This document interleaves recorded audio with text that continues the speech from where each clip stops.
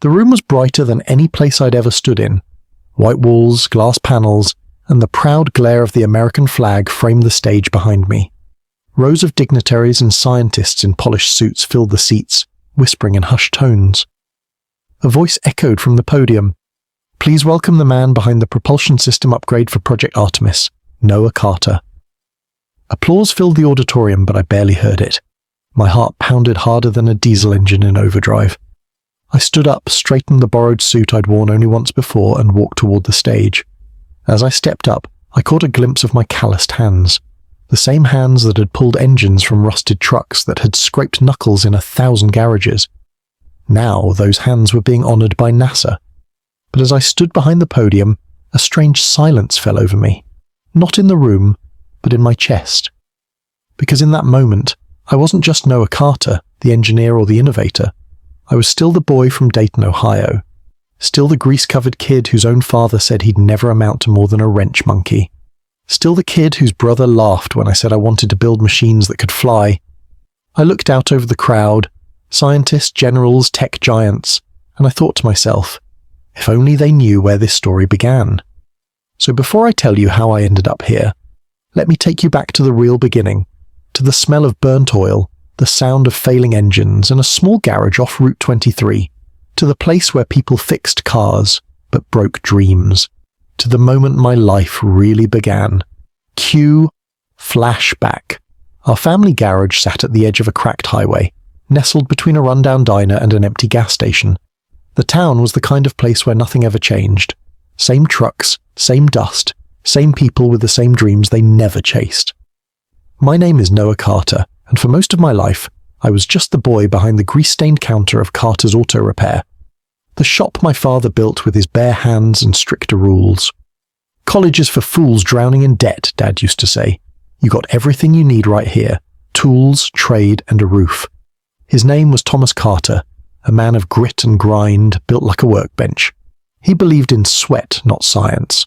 He loved engines more than emotions, and he didn't believe in dreams, especially not mine. Every morning at 6 a.m., I'd be under a hood with a flashlight in my mouth, trying to figure out why another '98 Silverado refused to live another day. I wasn't bad at it. In fact, I was good. But I didn't care about fixing what already existed. I wanted to build what didn't. While Dad saw a V6 engine and thought efficiency, I saw potential.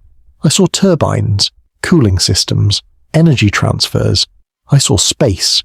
Not the literal kind, but the kind that begged to be filled with ideas. My older brother Eli never got his hands dirty. He wore button-downs, had a business degree from Purdue, and worked for an insurance firm in Columbus. Every time he visited, he made sure I remembered I was the family failure. Still playing with busted engines, little bro? Maybe one day you'll grow up and stop pretending to be an inventor. I laughed it off, but it hurt, especially because my dad always nodded in agreement. The only person who ever saw something different in me was gone. My mum. She passed away when I was 15, cancer, quiet and brutal. She never fixed engines, never yelled about oil filters, but she once gave me a tattered book she found at a thrift store. Jet Propulsion for Beginners, the title read. Maybe this is more your speed, she'd smiled, brushing hair from my oil-smudged forehead. That book became my Bible. Every night after the shop closed, I sat in our back room, not scrolling my phone like other kids, but sketching designs, watching videos on gyroscopic stabilization, reading about old NASA missions. I didn't understand everything, but I understood enough to know this. There was more to life than head gaskets and tire rotations. But in our house, dreams were disassembled just like broken engines, stripped down, evaluated for utility, and tossed if they didn't run right. One night I told my dad I wanted to apply for an engineering scholarship. He didn't even look up from the carburetor in front of him. You fix trucks, Noah, not rockets. Stick to what you're good at. I wish I could say I stormed out. I didn't. I just nodded and kept quiet. But inside a fire was starting to burn. Flashback. Noah, at age 15. It was the day after her funeral when I found the book again. We hadn't even taken her clothes out of the closet yet, but her nightstand drawer was half open, just like she always left it. That's where it was. Jet Propulsion for Beginners. The edges were curled, the cover half torn, but her handwriting was still there on the inside page. To my curious boy, Don't stop asking how things fly. Love, Mum. I sat on the cold floor of her room, the book in my lap, and cried like the world had ended. Because in many ways it had. She was the only one who didn't laugh when I talked about rockets. The only one who didn't look at my oil-covered hands and see failure. I remember once, I must have been 12, I was in the garage sketching something weird. A twin-engine system built from lawnmower parts and RC car batteries. Eli walked in, took one look and said, "You building a spaceship or just wasting time again?" I laughed nervously, but she didn't. She walked over, looked at the mess of wires and motors and said, "One day, they'll call this your first prototype." She didn't understand the math. She couldn't pronounce aerodynamics, but she understood me, and when she died, I stopped talking about my dreams, out loud anyway. But every night after that, I opened that book, flashlight under the blanket, fingers tracing diagrams I barely understood. I read about jet propulsion, rocket nozzles, fuel injection efficiency. It became my secret language, my rebellion, my therapy. No one knew, not my dad, not Eli, not even Mr. Delgado. But every screw I tightened at the shop, every muffler I replaced, part of me was still dreaming of something else, of machines that didn't just move, they soared, back to present-day past, early adulthood. By the time I turned 20, the garage had become my whole world, and my prison. Every day was the same, engines in the morning, busted radiators by noon, dead silence after dark. I knew the rhythm of that place better than my own breath. It wasn't that I hated the work. There was a strange comfort in it, the hiss of a compressor, the weight of a wrench in my palm. But it was mindless comfort, the kind that smothers ambition. I wanted out, not to run away, but to rise above. So I applied to 5 engineering schools, knowing I couldn't afford any of them, but hoping maybe, just maybe, someone would see more than grease and grit in my transcript. Every rejection email hit like a cold slap. Too expensive, too competitive.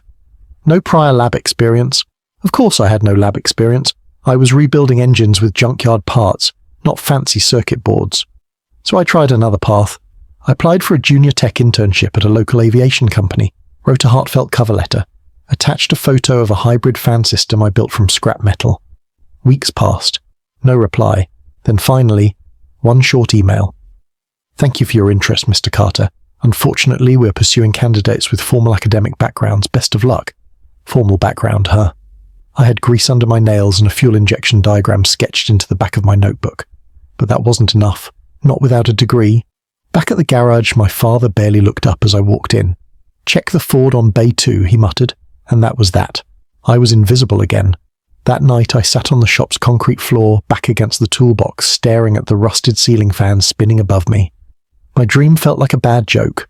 One I'd told myself for too long. I thought about quitting, but then I remembered Mom's handwriting. That torn old book, her voice in my ear. "One day they'll call this your first prototype." I wasn't sure who they were, but I knew I wasn't done. If the world wouldn't let me in through the front door, I'd build my own damn door. It was nearly midnight when the garage door creaked open. I thought I was alone, buried in blueprints, oil on my shirt, trying to make an old lawnmower engine run on ethanol for the 3rd night in a row. But then I heard the familiar shuffle of boots. Mr. Delgado. He used to be my dad's best mechanic before arthritis slowed him down. Now he came by once a week just to check in. But tonight, he stayed longer. He leaned against the doorframe, arms crossed, eyes squinting at the mess of wires and notes spread across the table. "Still trying to build that lawnmower that flies, huh?" I smirked. "Something like that." He walked in slowly, looked down at my engine, then at me. "You know, when I was your age, I tried to build a carburetor that could read air temperature in real time. Everyone laughed, said I was wasting my nights." He paused, then smiled faintly. "Sometimes you gotta let 'em laugh, then keep building anyway." I looked at him surprised. "You think I'm wasting my time?" He leaned in, picked up one of my sketches. "No, son. I think you're one of the few people in this damn place who sees the future before it gets here." He pulled out a folded flyer from his pocket. An online open-source innovation challenge run by an aerospace blog. Enter this. You might not win, but someone, somewhere, might finally see what you're building. Then he turned and walked out, just like that. I stared at the flyer for a long time, Someone might see, someone might believe, maybe, just maybe. It was time to stop hiding my work. My desk was barely big enough to hold the busted laptop, let alone the hand-sketched diagrams and half-assembled turbine parts. But that's where it happened, where the impossible began to feel real. I entered Mr. Delgado's challenge on a whim, submitting my design for a microturbine hybrid engine that could reduce fuel waste by 30% in compact aircraft. I'd built a prototype using scrap metal, copper wire, and a salvaged leaf blower motor. The submission guidelines said, upload a short demo video and technical write-up. So I recorded a 3-minute clip of me explaining the concept, wearing my oil-stained hoodie and standing beside the buzzing contraption as it spun like a beast. When I hit submit, I didn't think much of it. I'd been ignored so many times I half expected my work to vanish into digital dust. But 3 days later I got an email. You've been shortlisted, top 10 entries out of 2,000 plus submissions. Final results in 48 hours. I didn't sleep for 2 nights. I refreshed my inbox more times than I could count. Then it came. Congratulations! You've won 3rd place in the Open Sky Challenge. Prize, $500, recognition on their website, and a feature article in Tech Forge, an online engineering blog. It wasn't much, but to me, it was everything. For the first time, someone outside of this rusted town saw my work and said, "This matters." Even more shocking, one of the comments on the Tech Forge article caught my eye. Sophie Lane. NASA. Impressive work, Noah Carter. Have you considered applying this to vibration control systems in low-gravity conditions? NASA. I read the comment 10 times, clicked on the profile, verified she was real. A propulsion engineer at NASA Langley. My hands were trembling, not because she'd offered me a job and she hadn't, not because I was going to be famous and I wasn't, but because in that moment, for the first time in my life, someone from the stars looked down and didn't laugh. They nodded, and I wasn't invisible anymore.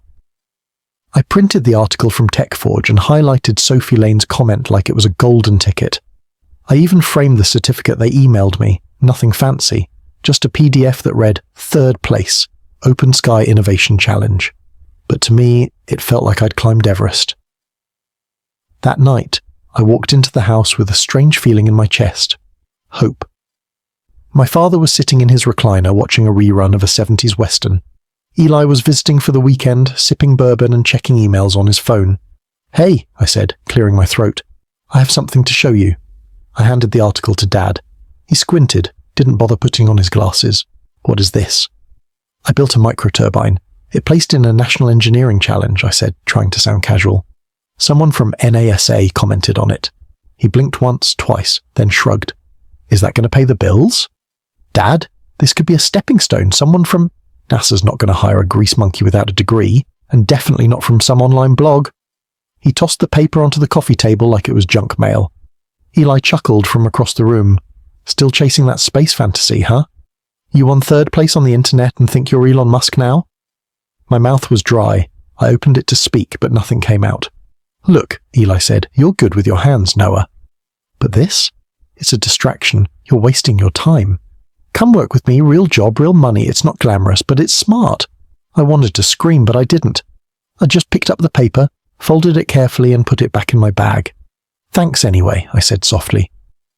I walked out of that house with a truth heavier than any engine I'd ever lifted. Sometimes the people closest to you see you the least. Rejection didn't kill the dream, it sharpened it. If they couldn't see me, then I'd build something too big to ignore. I turned the attic above the garage into my secret lab. It smelled of dust, oil, and insulation, but it became my cathedral of invention. Every night after closing time, when my father was snoring in front of the TV and Eli was back in his glass office tower, I climbed upstairs and disappeared into blueprints, code, and broken parts I refused to throw away. I learned to code by watching YouTube tutorials at 1 a.m. I soldered circuits using a heat gun from the garage. I learned CAD modeling using a cracked version of SolidWorks on a laptop that wheezed like a dying fan belt. I didn't sleep much, didn't party, didn't date. My friends thought I was going crazy. But obsession often looks like madness, until it works. I built a fuel optimization model for light drones, a shock absorption system made from repurposed suspension springs, a low-vibration mount system that could theoretically be used on aircraft or rockets. Each project was like a brick in a wall I was building between me and who they thought I was. I posted it all online, anonymously at first. Just diagrams, short demo videos, code snippets on GitHub. Nothing flashy, just raw function. And something strange started to happen. People noticed. Not millions, but hundreds, then thousands, engineers commented. Students asked questions. One guy from a defense startup shared one of my designs. Then an email came from Sophie Lane. Your vibration isolation model, brilliant work. We're testing something similar in Lodi Labs. Ever considered coming to a conference? A real invite, not a contest, not a form rejection. A seat at the table. I stared at the screen for a long time. Then I smiled, leaned back, and whispered to myself, they're starting to see me. But deep down I knew one thing for certain. If I wanted the stars, I'd have to earn them inch by inch. The conference hall buzzed with voices and machines, 3D printed drones hovering overhead, robotic arms moving in perfect sync, engineers in branded polos giving slick presentations under LED lights. And then there was me, Noah Carter, wearing a second-hand blazer and standing next to a hand-built vibration isolation model mounted on an old plywood board. My setup looked like a science fair project. Theirs looked like funding rounds. I stood quietly, adjusting wires, keeping my shoulders squared. My booth didn't have a banner, a sponsor, or a logo. Just a small sign that said, Hybrid Vibration Dampener for Low Gravity Applications, Independent Submission. Noah Carter. For a long time, people passed me by. They glanced at my hands, stained with grease even after 4 washes, and moved on. But I stood there anyway. Not for them. I stood for every sleepless night in that attic. For my mother, for the boy who didn't get into college. And then, it happened. A woman in a sharp grey blazer stopped in front of my display. Noah? She asked.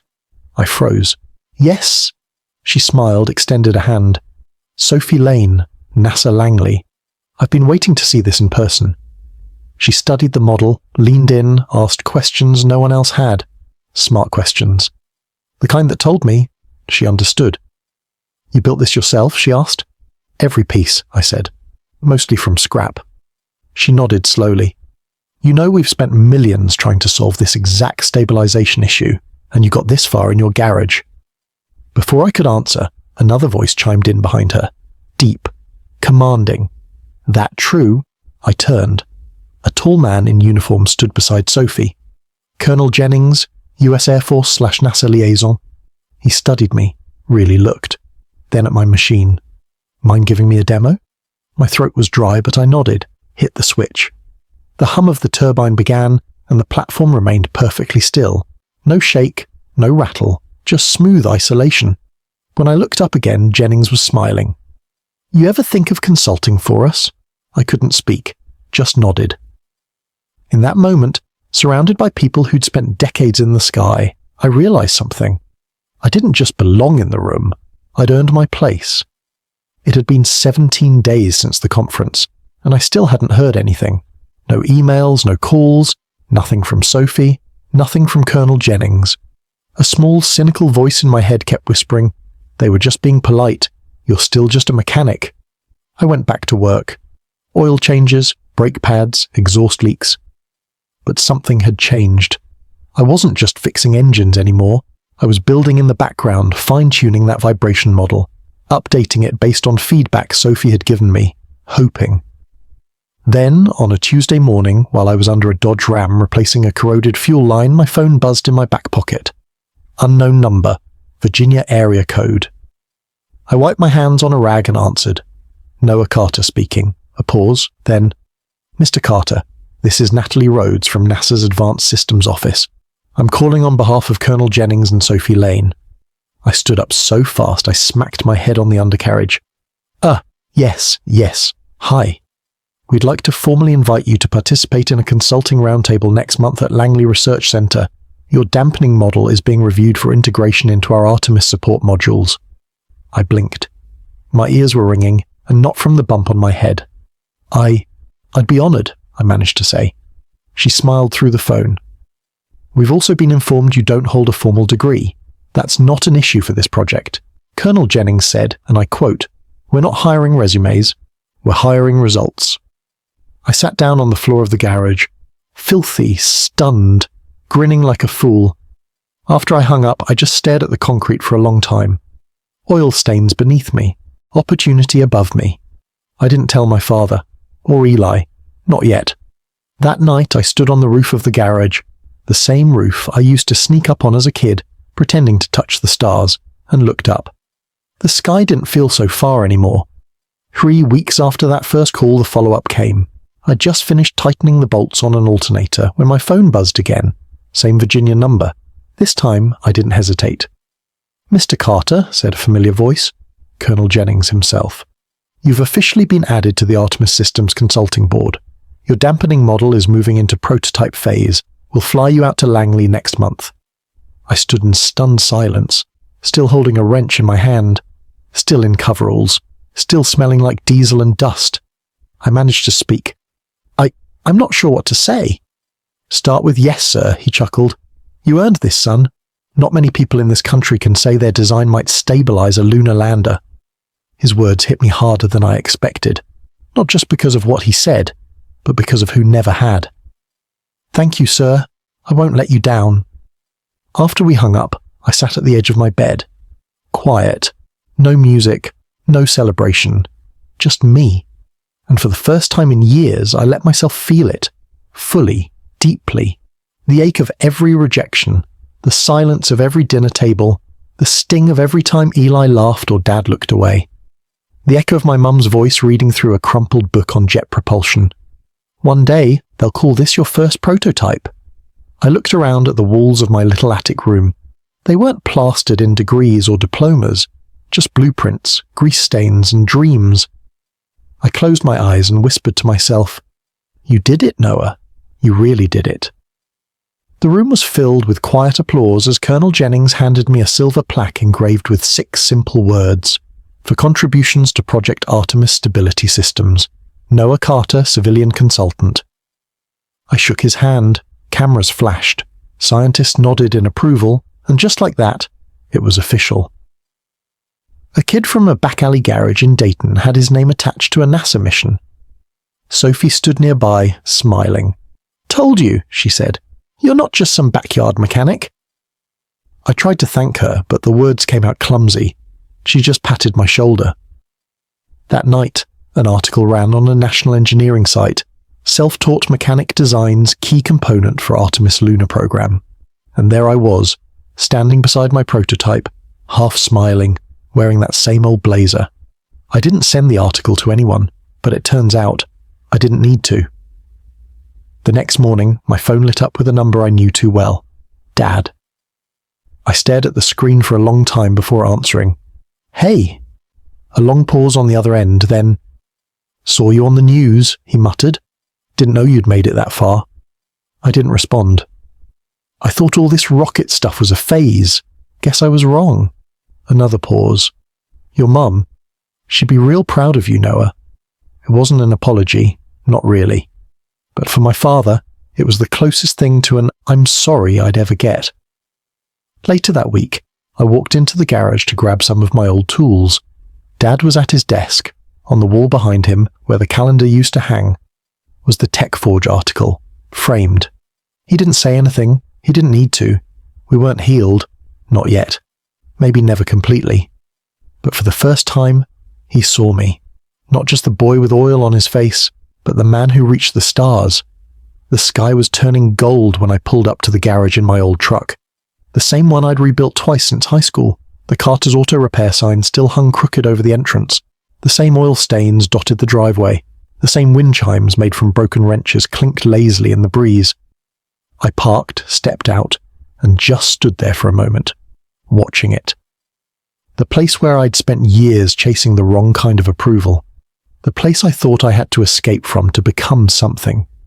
And yet, here I was again, whole, changed. Inside, the shop was quiet, just the smell of rubber and grease and memory. My father was in the back office, half asleep in his chair. He looked smaller now, not weak, just tired, worn by time. He opened one eye and saw me. "You back for a tune-up or a trophy?" he asked, smirking slightly. "Just grabbing a few tools," I said, smiling back. He nodded. Then something caught my eye. On the wall behind his desk, between two old service plaques, was one of my early blueprints, laminated and pinned like it belonged there. The same one he once crumpled and tossed aside, now displayed. "Didn't think you'd keep that," I said quietly. He shrugged. "Didn't think you'd change the world." There was a long silence, the kind that used to be filled with judgment, now just space, unspoken respect. As I turned to leave, he called after me. "Noah, I don't say much, but you made something real, something none of us ever could." I nodded, holding back the weight in my chest, then walked out of that garage, not to run from my past, but to carry it with me, as proof of how far I'd come. I used to think dreams needed permission, a degree, a handshake, a last name that opened doors. Turns out all I really needed was belief, not from others, from myself. They called me a grease monkey, a garage rat, a kid with potential but no future, but I kept building, in the dark, with second-hand tools and first-class faith. I didn't chase success, I chased truth, the kind that hums under bolts and circuits and stars. Along the way, I found people who didn't need a resume to believe in me, people who understood that genius doesn't always wear a lab coat, sometimes it wears a hoodie covered in motor oil. My family, they didn't see it, not at first, and that's okay. Some stories take longer to read. I don't hold grudges, I hold gratitude for every locked door, every no, every time someone told me I was aiming too high, because now I know, you don't need to be born into greatness, you just have to build it, piece by piece, even if all you've got is a busted wrench and a big dream. To anyone who's ever been underestimated, keep building, the world will catch up.